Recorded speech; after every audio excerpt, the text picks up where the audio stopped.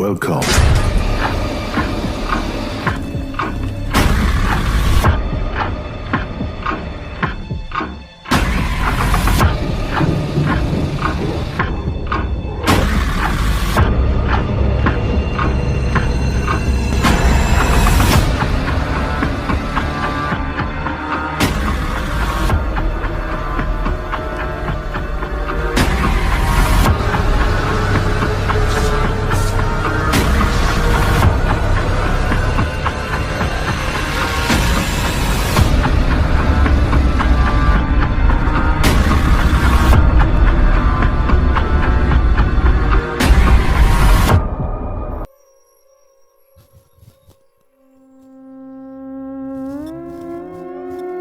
Inilah pengalaman pertamaku bertemu dengan makhluk lain ciptaannya, makhluk astral yang hidup di dimensi lain. Yang selanjutnya, penampakan makhluk gaib tersebut kerap menghantuiku. Jadi beginilah ceritanya.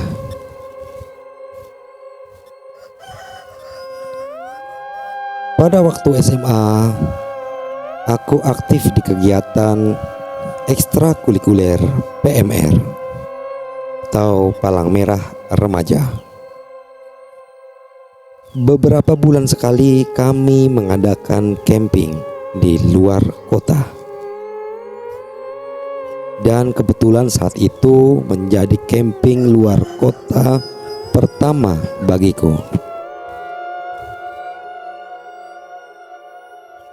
Hutan Cangar berada di kawasan lereng Gunung Welerang yang memiliki sumber mata air panas, menjadi pilihan lokasi camping kala itu.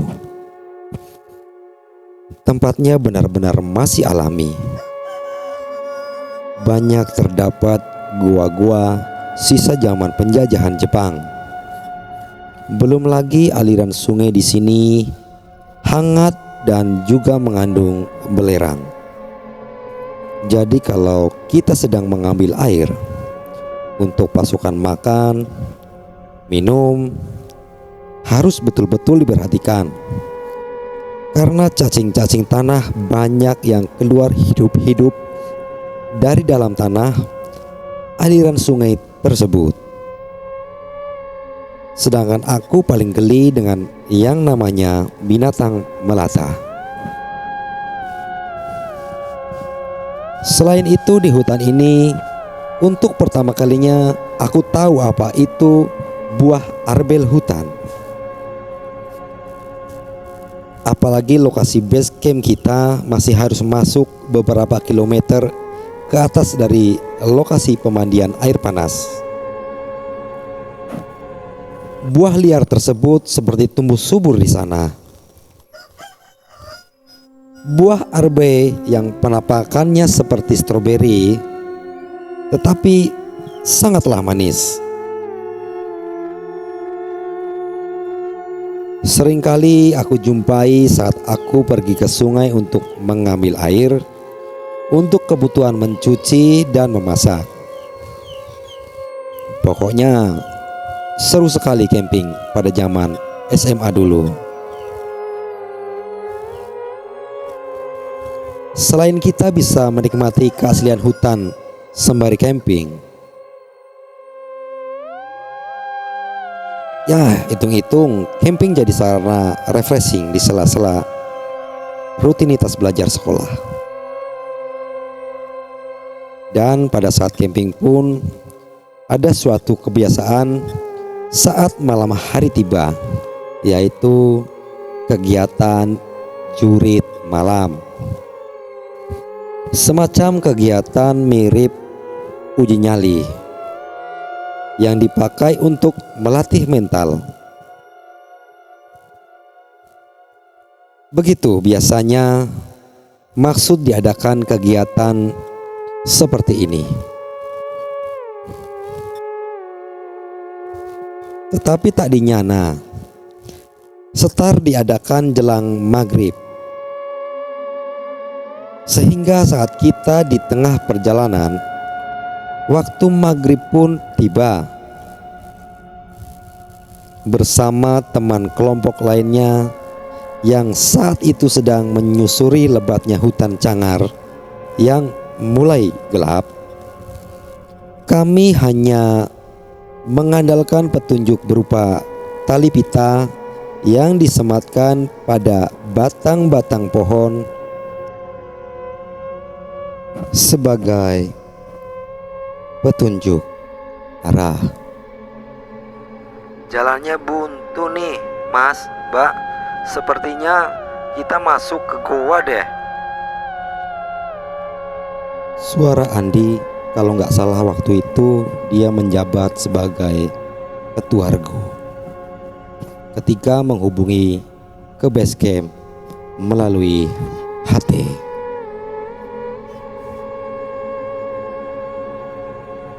Entah kenapa saat maghrib tiba, berbarengan dengan kelompok kita yang stuck di dalam goa. Ini semua karena petunjuk pita mengarahkan kami ke arah gua.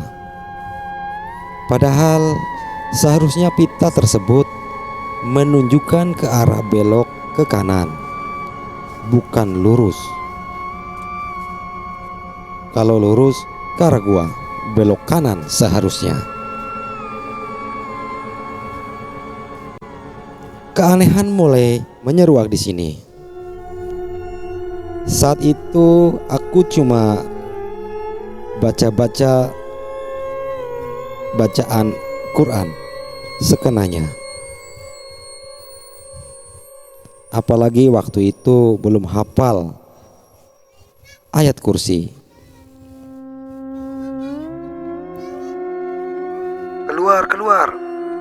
Keluar cepat kalian dari gua. Maghrib sekarang. Ayo cepat keluar. Arahan dari kakak senior melalui HT terdengar oleh seluruh anggota.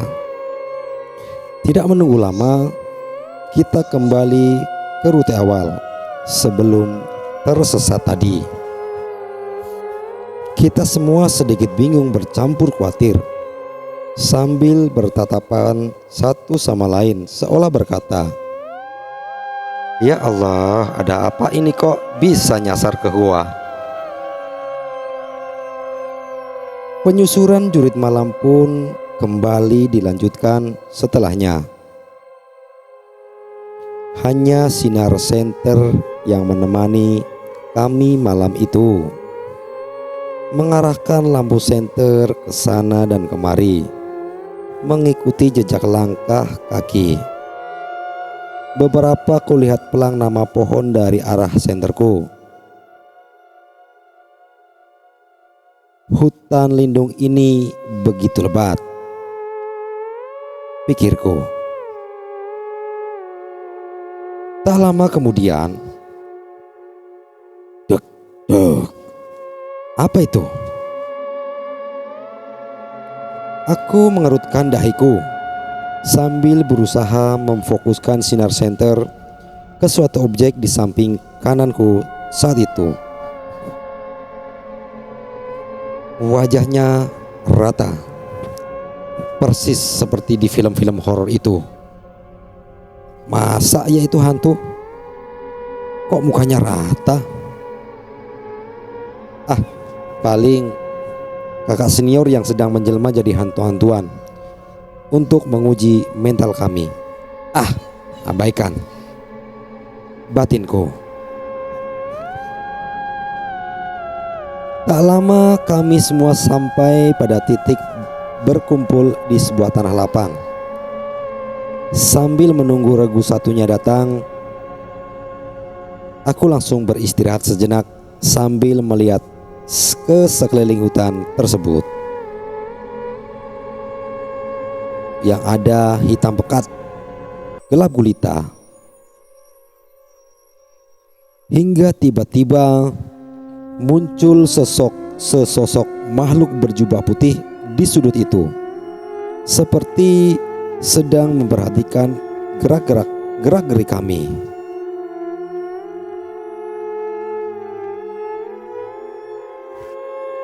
Apa ini? Kok ramai sekali? Mungkin itu yang ada di pikiran si makhluk tersebut, karena ia terlihat sedang menatap ke arah kami. Aku berusaha mengabaikan sambil membuang pandangan ke arah lain. Tapi apa lacur? Sosok mumi dengan kain berdarah-darah, tinggi besar, berjalan dari arah belakang gelapnya hutan tadi, seolah ia hendak menghampiri kami.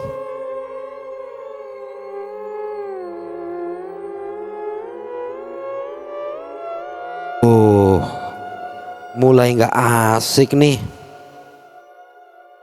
Batinku saat itu sambil mencoba untuk gak nengok ke hantu tadi.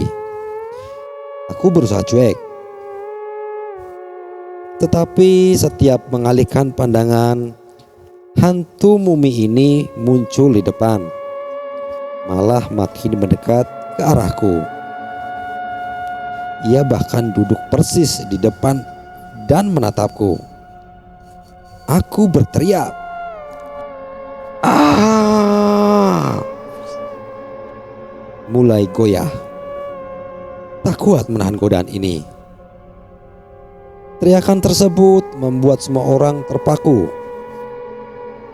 hingga sadar bahwa aku sedang dirasuki sesuatu. Jurit malam dihentikan saat itu juga. Kakak ketua senior memutuskan untuk segera kembali ke base camp. 1000 langkah kami ambil secepat mungkin, biar cepat sampai ke base camp.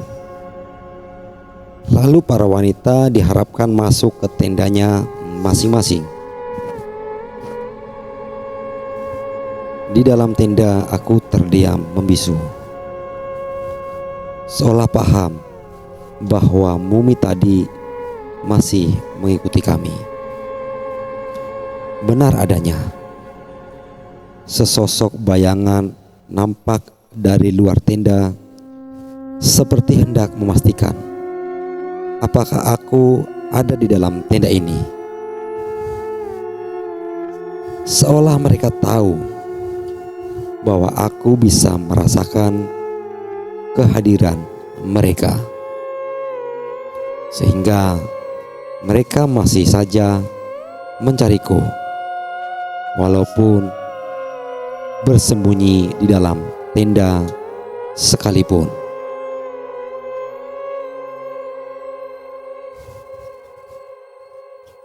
Temanku mulai ketakutan waktu aku beritahu bahwa mumi tadi sedang mengintip kita melalui lubang kaca tenda.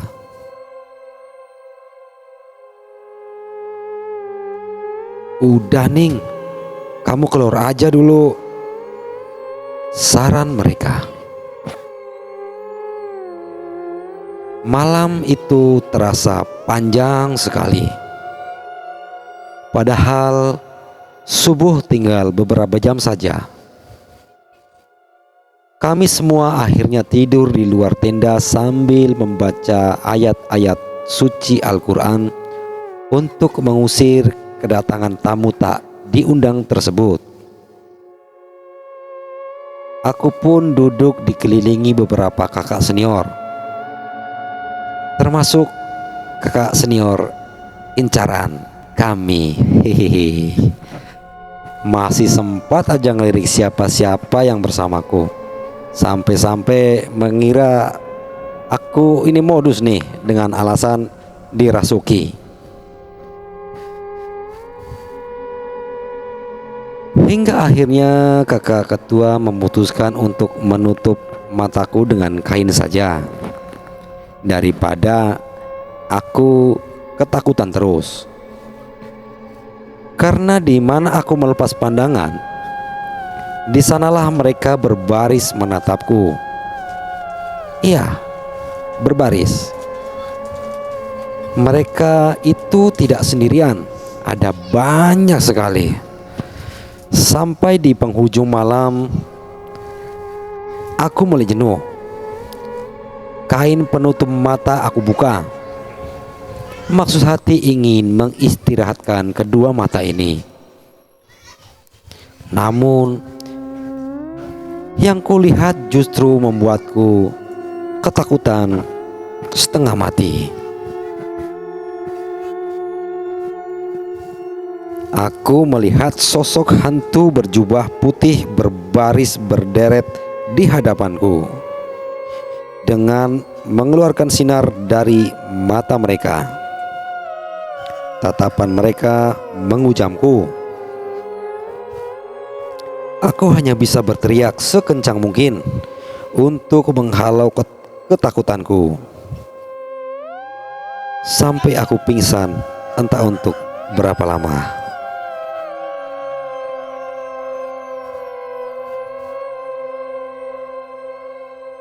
Kalau kalian tahu sken di mana Rini bersama keluarganya dihantui mayat-mayat hidup yang hendak mengganggu mereka. Nah, kejadian yang menimbaku sama persis seperti kejadian itu dalam sken film Pengabdi Setan. Kebayangkan seremnya? Hari pun berganti pagi. Adanya kejadian semalam membuat kakak pembina akhirnya memutuskan untuk pindah ke bawah meninggalkan base camp tersebut guna menghindari hal-hal yang tidak diinginkan. Apakah makhluk-makhluk astral tersebut berhenti di situ begitu kami pindah lokasi? Tentu saja tidak. Bahkan salah satunya mengikuti kami hingga perjalanan balik ke Surabaya. Perjalanan menggunakan angkutan truk marinir. Kami duduk berhadap-hadapan dan salah seorang temanku sampai dimimpiin makhluk itu duduk di depan menatapnya. Dan memang ia ada di hadapannya. Aku melihatnya dalam mata batinku. Hantu berjubah putih. Astagfirullahaladzim. Di mana bumi dibicak, di situ langit kita junjung. Kita nggak pernah tahu tempat yang pernah atau sedang kita kunjungi ini pernah memiliki sejarah seperti apanya dulu. Lebatnya hutan Cangar dengan sejuta kisah misteri yang menyeliputinya patut kita jaga keasliannya. Bukan hanya keaslian alam. Jadi biarlah ia tetap menjadi hutan dengan sejuta cerita yang membersamainya. Aku cukup beruntung mengalami kejadian tersebut di masa di mana perkembangan dunia digital belum semenarik sekarang ini. Zaman segitu sosial media belum seheboh sekarang. Coba kalau dulu sudah ada media sosial secanggih sekarang, bisa viral tuh. Hehehe. Ya, itu dia cerita pertemuan pertamaku dengan makhluk lain ciptaan Tuhan yang berada di dunianya sendiri. Cukup membuatku shock dan dengan gangguan pertama tersebut. Bahkan setelah kejadian tersebut, aku makin sering melihat sesuatu yang aneh-aneh. Apa itu? Tunggu cerita selanjutnya. Sekian. Terima kasih.